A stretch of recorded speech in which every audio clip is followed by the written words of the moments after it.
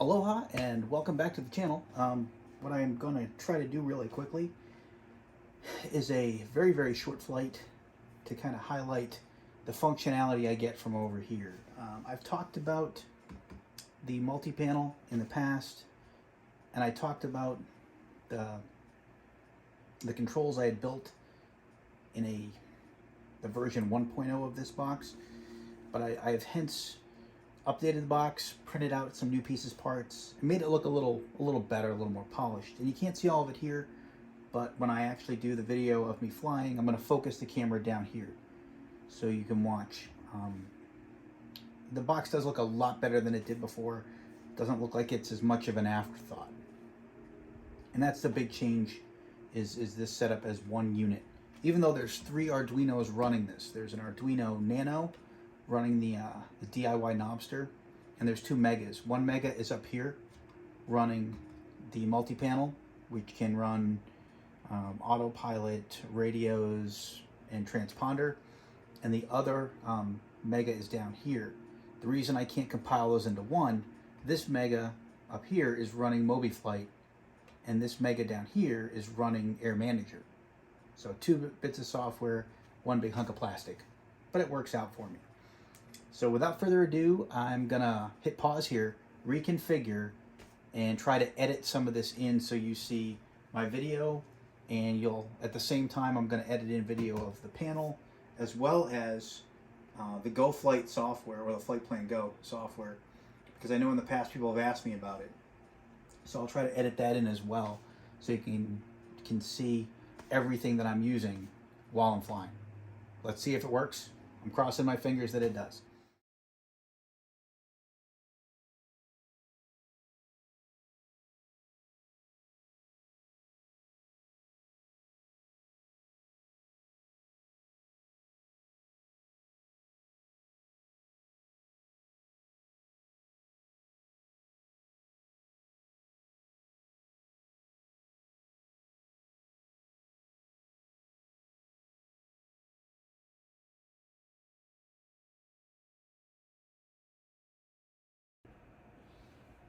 Okay, and here we go.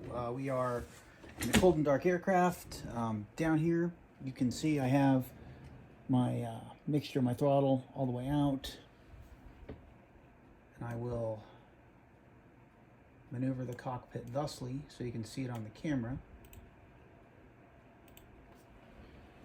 And you can see, so we'll set the mixture rich. We'll put our throttle in a little bit. And then we will, you can see right there, the red switch, the red right there, and down here. And if I wanted to shift anything there, I could do it there. So now we're kind of back out of our default view, we're close to it. And I am ready to go through. Now, in a perfect world, I would have gone through the checklist and done everything correctly. I did not do that here. So,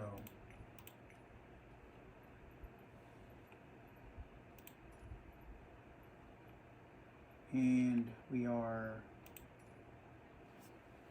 just heading out to the east.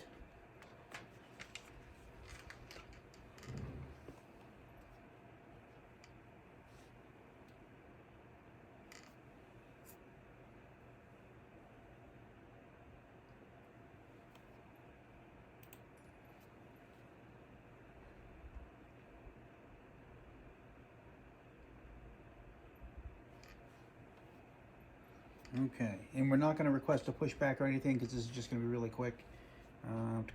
So everything's set, we're good.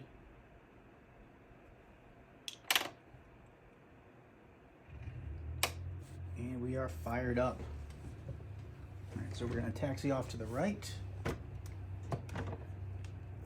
Assume the taxi position.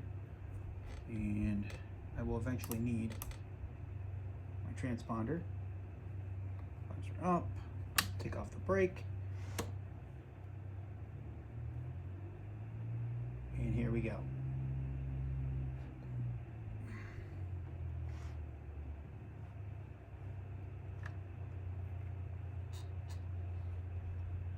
now sallying forth.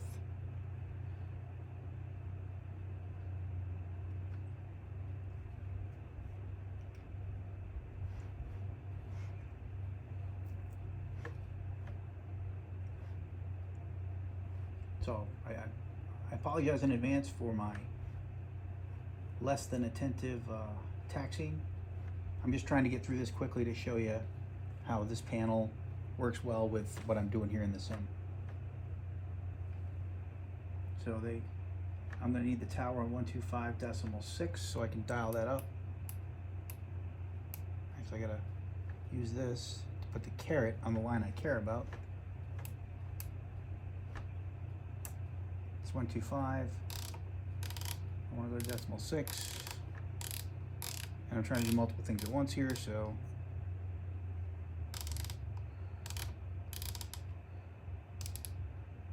alright, so I'm on 125.6. So when I need it, I can just push that and I will be on the right channel. And when I did this earlier, they actually had me hold here because a 737 was coming in. And yeah, 737s don't land at this local airport. It's very tiny. So it was kind of funny. I know that was somebody else's aircraft that wasn't modeled or whatever, but it's just funny.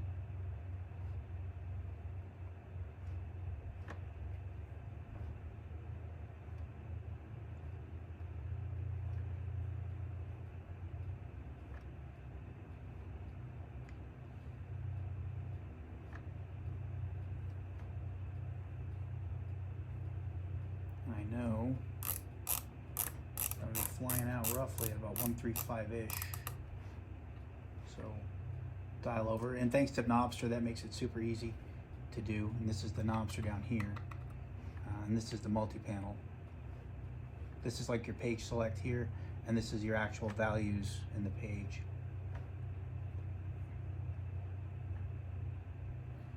And we're coming up to the threshold of the runway, so I'm gonna start throttling back a little.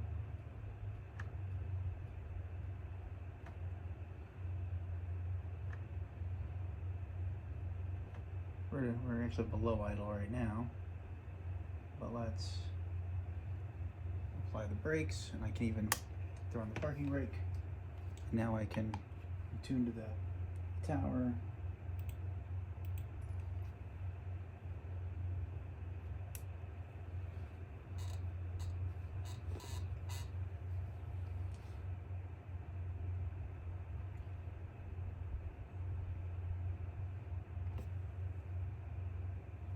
Okay, we have been cleared for the takeoff. And what I'll show you here, and I'll just enter up here real quick. But if you look here, put it right in the center, we'll zoom in, there's my flaps, and we'll come down a little in the flaps. Now I don't have them notched or anything. That's probably something I'm gonna try to figure out how to do, is make a nice notch on there. And I can probably 3D print something that'll give it like a certain amount of resistance when I hit a certain spot or whatnot. Haven't really decided yet. So brakes are off. And here we go. We are moving ever so slowly.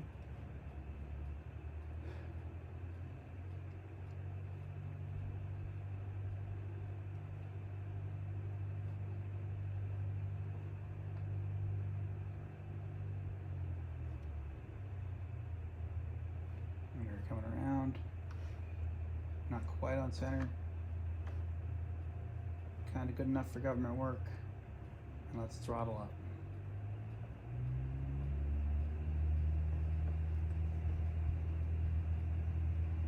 Airspeed's alive.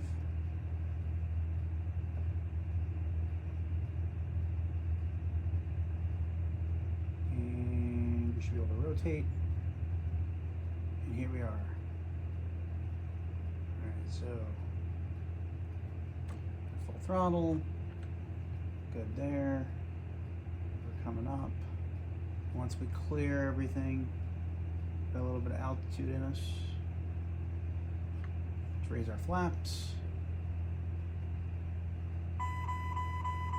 Now we're increasing in speed.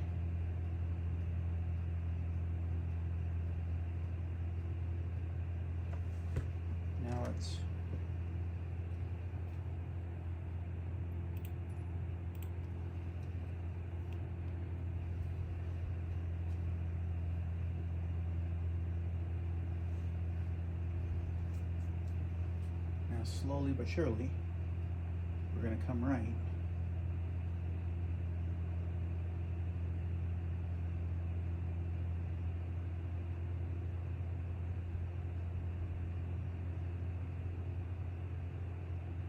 We're going to come over to our heading.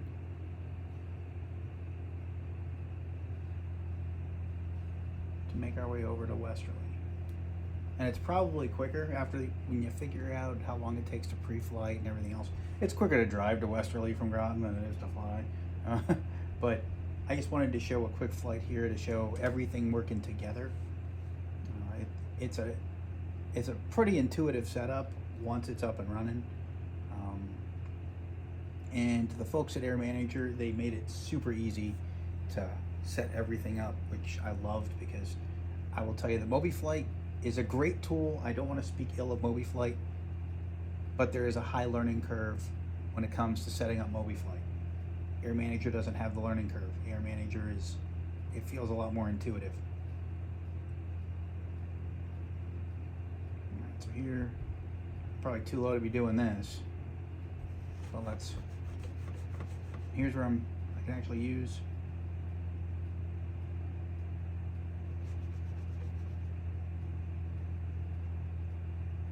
I can trim it out a little bit.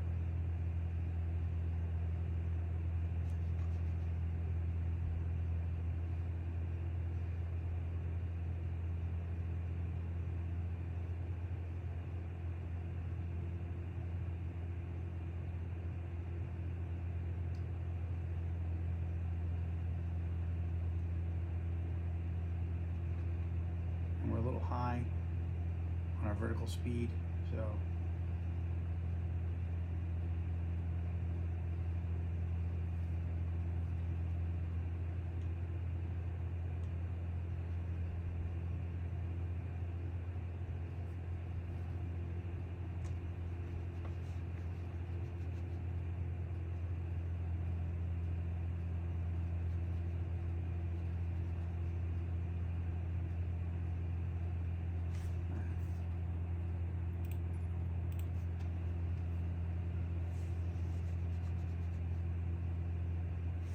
and 125.75. So here, 125.75.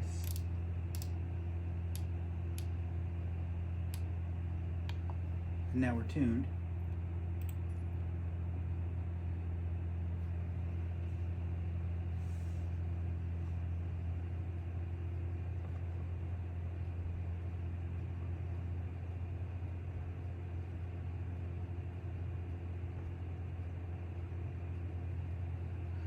Now I'm not going to acknowledge their squawk code right there, because if I do, it'll automatically enter it.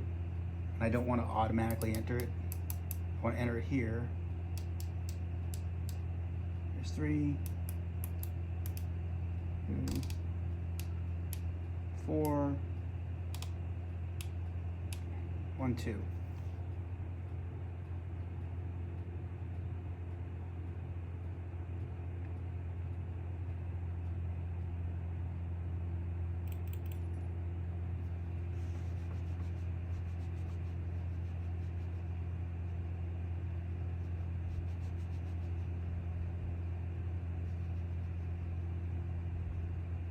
Now I could have used an obster for that. I just chose not to. And right now I'm going to start slowing down.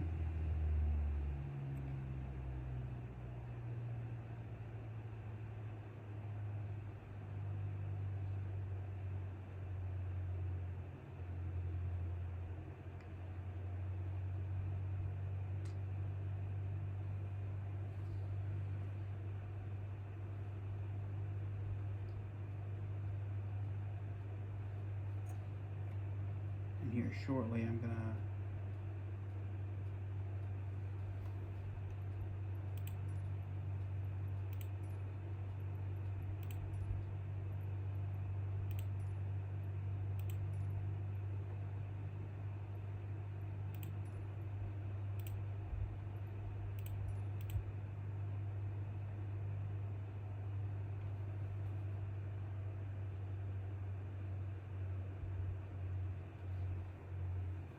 Alright, and we passed by a little bit, that's okay. Let's give it some flaps.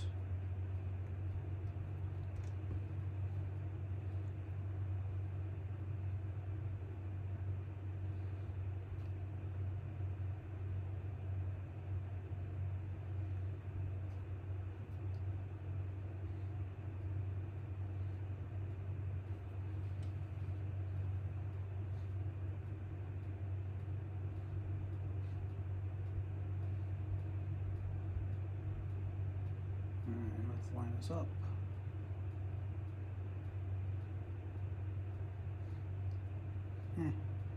A little bit off, but not too bad. Can work with that.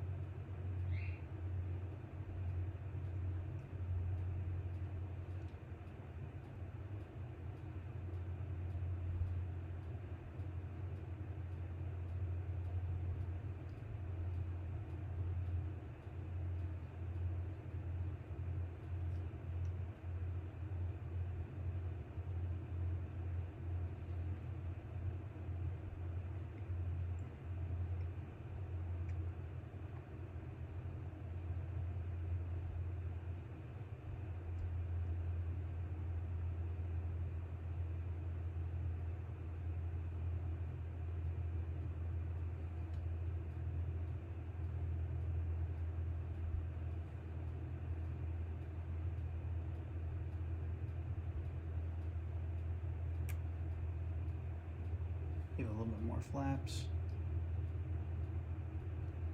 Kind of dropping off on airspeed, so.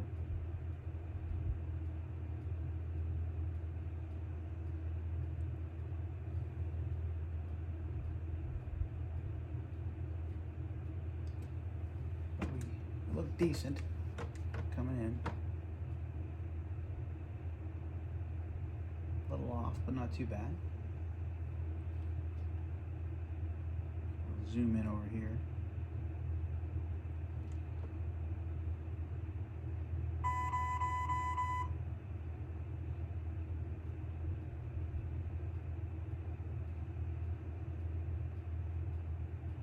And we are a little high, so I can point us down a little to gain some speed, or lose some altitude, I should say. I will gain speed, but the intent is to lose altitude, vice gain speed.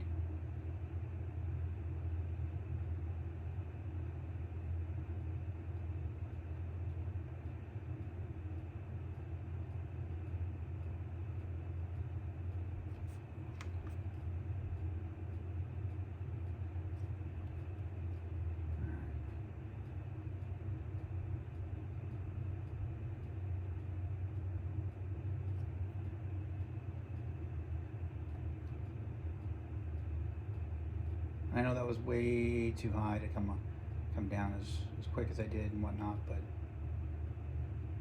my goal here was just to show you this whole setup and not to showcase my amazingly horrible flying skills.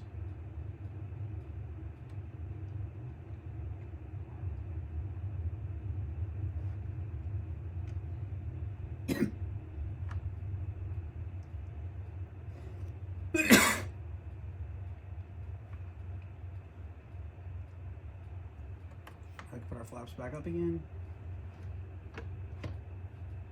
And we can turn off the runway.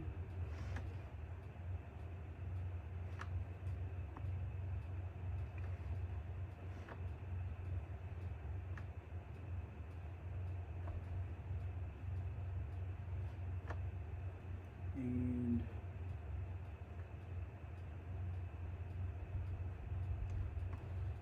let's turn in here.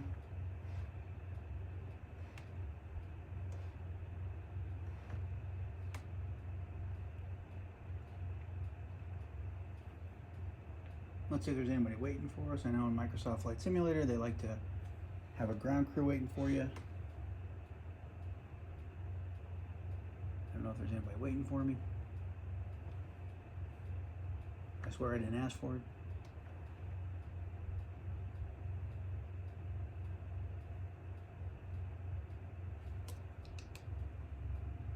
And I think that's them on the right.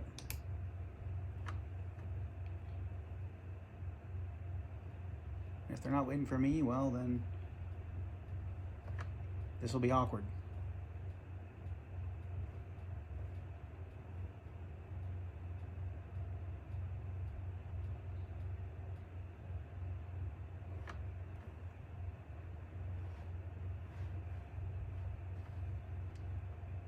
And here we are.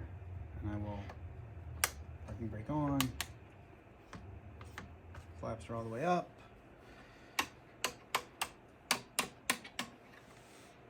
And we are cold and dark. Woohoo! So that right there is just these controls, and I'll pause this and we'll talk about the whole setup.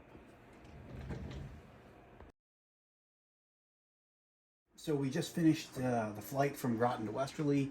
Really short flight, 9 minutes, 34 seconds. And a lot of that was just me messing around, showing you how the trim wheel works on this aircraft or this setup.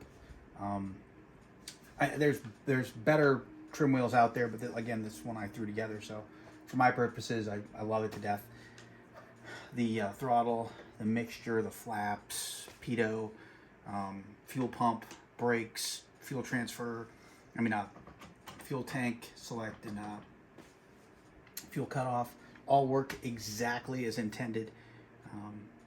And this here is a touchscreen from my cockpit downstairs. I took the one that was here and I'm putting it in that cockpit when I get that reset up. And here off to the side is my flight plan Go. Hopefully I embedded it in the video that you just watched. But all in all, it works really well together, and I want to get back to calling this a budget setup, because even though this looks like it's super expensive, it's really, really not. The tablet I already had, iOS 16, comes with a screen record capability. Flight Plan Go software is free. This touchscreen, just like the other one, I picked up online. This was, again, another eBay special, and this was about $85. The other touchscreen was $90. $80 plus $10 shipping. The box here, about 40 bucks to build. The box down here, about $45 to build. Probably about $100 total, even counting the PLA for to print out the parts I needed to print out. So about 90 to 100 bucks for this whole 3D printed flight control box, I'll say. And I have yet to find one that has everything I have here. The Knobster is built in for anything on your screen control wise. It has your radios, it has your autopilot, it has your transponder all built in, and then all the major controls of general aviation type aircraft. So call it 100 here, 90 here-ish. That's 190. If you go on a tablet, then it's just free software, so we're still at $190. This monitor was in something I got on sale for $240 or so. So we're really talking 400 and what was it? So about $430 between the monitor and these two here. It's about $430, and then the PC that was about $600. So we're still just breaking $1,000. If you already have a yoke, then you don't need this. Obviously, if you've got a joystick you like, you don't need this. Personally, I can't say enough good things about the Honeycomb Alpha. This is the absolute best yoke on the planet, in my opinion, when it comes to the flight sim community and in this hobby. So it was a no-brainer to buy a second one, and this is my second one. The other one's in the cockpit downstairs.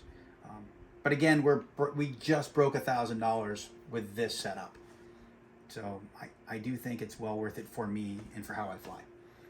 But I just wanted to show everything and how it works together. Hopefully that helps somebody. And as always, thanks for watching. If you've got questions, comments, concerns, throw them below. I'll answer anything I can.